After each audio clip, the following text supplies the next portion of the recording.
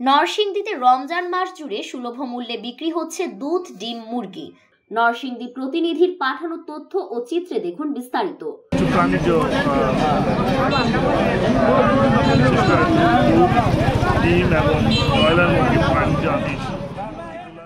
নরসিংদীতে পবিত্র মাহে রমজান উপলক্ষে পুরো রমজান মাস জুড়ে সপ্তাহে দুদিন সুলভ মূল্যে দুধ, ডিম, মুরগি বিক্রি করা হচ্ছে।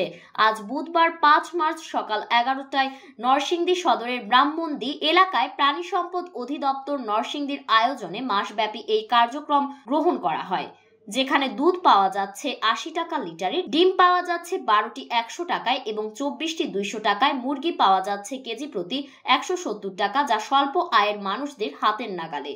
অনুষ্ঠানে জেলা প্রাণী সম্পদ কর্মকর্তার সাইফুল ইসলাম সভাপতিত্ব, প্রধান অতিথি হিসেবে উপস্থিত ছিলেন নরসিংদী জেলা প্রশাসক ও বিজ্ঞ জেলা ম্যাজিস্ট্রেট মোহাম্মদ রাশেদ হোসেন চৌধুরী।